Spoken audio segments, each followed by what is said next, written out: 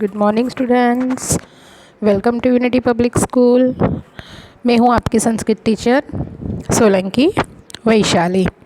आज हम लोग संस्कृत में क्रुदन प्रदानी में हेत्वत क्रुदन के बारे में जानेंगे। फर्स्ट पार्ट में हम लोगों ने देखा था संबंधक ब्रूत क्रुदन। तो संबंधक ब्रूत क्रुदन में हम लोगों ने देखा था कि हम लोग उसको कैसे पहचानते हैं। तो उसके पीछे त्वा ऐसा प्रत्यय लगा होता है। तो अभी हम लोग हित्वत क्रुदन में देखते हैं। तो आपको पहले ही सेंटेंस दिए गए हैं कि read the following sentences carefully. First sentence है छात्रा पठनाय विद्यालयं गच्छन्ति। सेकंड, फर्स्ट का ही है सेकंड, छात्राः पठितुं विद्यालयं गच्छन्ति। फर्स्ट में क्या कहना चाहते हैं कि बच्चे पढ़ने के लिए विद्यालय में जाते हैं। सेकंड का मीनिंग भी वही है, लेकिन जो फर्स्ट सेंटेंस दिया गया है उसी की जगह पे हम लोग दूसरे वाला सेंटेंस भी यूज़ कर सकते हैं। उसके ही अर्थ वाला दूसरा हम लोग यहाँ पे रख सकते हैं क्योंकि जो यहाँ पे रेखांकित पद है वो क्रिया दर्शाता है। और यहाँ पे हमें जो जितने दो सेंटेंसेस दिए गए हैं उसी दोनों में हमें जहाँ पर रेखांकित किया गया है वो क्रिया दर्शाने वाले पद है। अभी दोनों के जो अर्थ है दोनों सेंटेंस के वो तो एक ही होते हैं, लेकिन अगर वक्ता यानी कि जो स्पीकर होता है वो चाहे तो वो एक सेंटेंस को बदल के दूसरा सेंटेंस भी वहीं रख सकता है। जैसे कि यहाँ पे फर्स्ट में रखा है ना कि छात्रा पठनाय विद्यालयं गच्छन्ति। दूसरा क्या है, छात्राः पठितुं विद्यालयं गच्छन्ति। दोनों का मीनिंग सेम ही हुआ। वैसे दूसरा है अशोकः दानाय फलं नयति। अशोकः दातुं फलं नयति। दोनों का मीनिंग एक ही होगा, लेकिन जो हम चाहे एक के ऑप्शन में दूसरा हम लोग वहीं पे रख सकते हैं। थर्ड है प्रेक्षकः हसनाय नाटकं पश्यति। प्रेक्षकः हसितुं नाटकं पश्यति। जो प्रेक्षक है यानी कि देखने वाले जो है वो नाटक देख रहे हैं और वो उससे देख के प्रसन्न हो रहे हैं। दोनों के सेम ही मीनिंग है, लेकिन वो दोनों को यहाँ पे रखा गया है। जैसे में देखते हैं पैरा हम लोग, here two kinds of sentences have been given together in each of them. The underlined words are verbs, as in the sentences earlier. Here to each sentence has two verbs. Again, both sentences convey the same meaning. That is, if the speaker so wishes, he can use two second sentences inside of the first. In except of such sentences, you have to remember the following points. मैंने आपको बता दिया वैसे ही कि जो अगर श्रोता चाहता है, स्पीकर चाहता है, तो वो एक सेंटेंसेस के बदले में दूसरा सेंटेंस वहीं पे रख सकता है। और जो अंडरलाइन किए गए वर्ड्स है वो वर्ब्स है। अभी हम लोगों को कितने ये याद रखने के लिए हमें जो पॉइंट्स याद रखने हैं वो देखते हैं हम लोग। फर्स्ट है द फर्स्ट वर्ब इज़ उपक्रिया will, the second one is the main verbs. यानी कि जो पहला पद है उसमें जो फर्स्ट क्रिया हो रही है उसे उपपद होता है, और जो दूसरी क्रिया बताने के लिए जो पद दिया गया है उसे मेन क्रिया कहते हैं, यानी कि मेन वर्ब। सेकंड है द उपक्रिया सजेस्ट द केस और purpose of the main verbs. क्या कहते हैं यहाँ पे कि जो यहाँ पे उपक्रिया है वो क्रिया का मेन हेतु है, और उसे हम लोग बिना किसी पर्पस, बिना किसी रीज़न उसे यहाँ पे हम लोग रख सकते हैं। थर्ड है कि the door of both the verbs is the same, यानी कि उपक्रिया और मुख्य क्रिया मेन, यानी कि जो उसका क्रिया होती है वो फर्स्ट वाली, और जो मेन और उप, वो दोनों के जो कर्ता है वो एक ही होता है।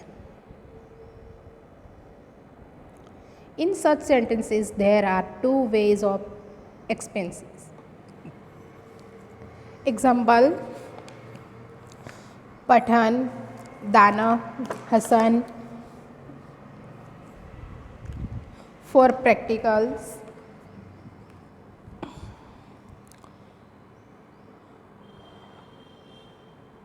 the fourth case is used. यहीं पे जो विशेषता दर्शाने वाले जो वाक्य है उसे उपक्रिया कहने के लिए हमें दो तरीके दिए गए हैं।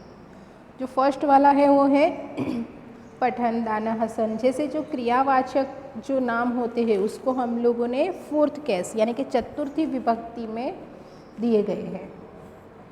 और दूसरा विद द रूट, एग्जाम्पल पठ, दाहस एक्सेट्रा, यानी कि तुमुन, तुम, affix has to be added.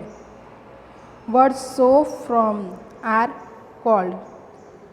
Look at some of the headwords given below.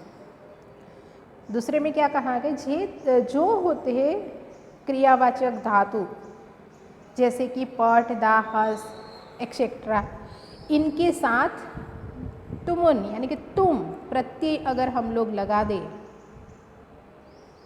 वो उसके अंदर हम ऐड कर दें, तो जो वो पद बनता है वो हेत्वर्थ कृदन के रूप से जाना जाता है। उसी के कई रूप हमें यहाँ पे दिए गए हैं। पा प्लस तुमुन, तुम, पातुम। दान, दा प्लस तुमुन, तुम, यानी कि दातुम। वैसे ही बू, तुमुन, बुतुम, यानी कि क्या होगा उसका भवितुम। खाद प्लस तुमुन, खादितुम। क्रूत प्लस तुमुन, तुम, यानी कि करतुम। गम प्लस तुमुन, तुम, मीन्स गंतुम। तो यहाँ पे हमें ऐसे 6 जो दिए गए हैं उसमें आप लोग ने दिखाया कि पीछे उसके अंदर तुम प्रत्यय लगता है। तो हेत्वर्थ कृदन को अगर हम लोग को पहचानना है तो जिस पद के पीछे तुम प्रत्यय लगा हो, पातुम मीन्स कि इसमें किसका है, पीना, पानी पीना, दूध पीना, यानी कि कोई हमें जो ड्रिंक करने की जो हम लोग ड्रिंक यानी वाटर ड्रिंक वो सब जो करने की क्रिया होते हैं उनके लिए हम लोग पातुम देते हैं। अभी दातुम तो उसका मीनिंग क्या होता है, कुछ देना, दूसरों को हम लोग जो कुछ देते हैं उसके लिए। भवितुम मीन्स होने के कारण, ऐसा होगा उसके लिए। खादितुम यानी कि खाने के लिए। करतुम यानी कि कुछ कार्य करना हो, यानी कि कुछ करने की क्रिया के लिए। गंतुम यानी कि जाने के लिए। तो यहाँ पे हमें जितने भी पद देखे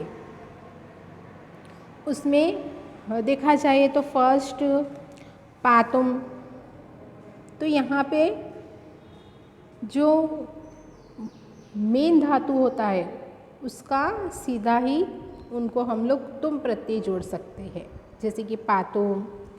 तभी क्या कभी कभी ऐसा होता है कि sometimes E before the affix, यानी कि कहीं पे हमें ई लगाना पड़ता है।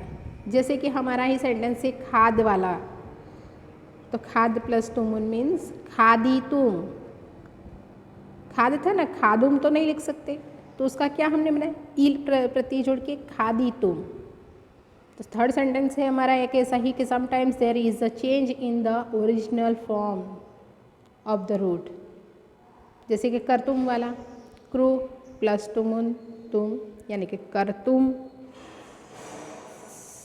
वैसे ही अगर हमें दिया जाए गम प्लस तुमुन, गंतुम, हमने क्या यदि किया उसके अंदर एक कर्तुम यानी कि कुछ कार्य करने की क्रिया, गंतुम यानी कि जाने की। वैसे ही यहाँ पे दूसरे भी हैं जिसके पीछे हम लोग उसका जो अगर हम लोग परिवर्तन करेंगे, ऐसी कुछ उपसर्ग के साथ हम लोग जो धातु हैं उनको जोड़ के अगर हम लोग नया सेंटेंस कुछ कैसे बनाते हैं तो उसके बारे में है। फर्स्ट है अनु प्लस भू प्लस तुम, तुमुन अनुभवी तुम। यहाँ पे देखा आपने, अनु भू तुमुन, तुम, अनुभवी तुम, वी क्रू तुमुन तो विकर तुम, आगम तुमुन तुम तो आगन तुम। तो यहाँ पे हम लोगों को ऐसे वर्ड्स दिए गए थे जिसके अंदर से हम लोग उसको पहचान पाए। तो यहाँ पे हमारा जो चैप्टर है हेत्वर्थ क्रुदन का जो मैंने आज आपको दिखा और पिछले लेक्चर में हम लोगों ने देखा था सबंतक कृतकृदम, वो यहाँ पे हमारा ख़त्म होता है। और यहाँ पे आप लोगों ने देखा कि आप लोग सबंतक कृतकृदन को कैसे पहचान सकते हो। तो पे त्वा और हेत्वर्थ को पीछे तुम प्रत्यय लगा हो। तो आप लोगों को यहाँ पे मैं इसके अकॉर्डिंग आप लोगों को होमवर्क दूंगी ही, तो आप लोगों को वो करना है। और जो ये मैंने आज हेत्वर्थ कृदन के बारे में बताया है, जो मैं आपको ये है वीडियो, उसमें से आप लोगों को अपनी नोटबुक में भी राइट डाउन करना है। जिनके पास टेक्स्ट बुक है उनको कोई दिक्कत नहीं है, लेकिन जिन बच्चों के पास टेक्स्ट बुक नहीं है वो भी इसमें से लिखना ही लिखना है आपको। ओके, तो अगर और कोई कन्फ्यूजन हो तो आप लोग पूछ सकते हो। Okay, thank you.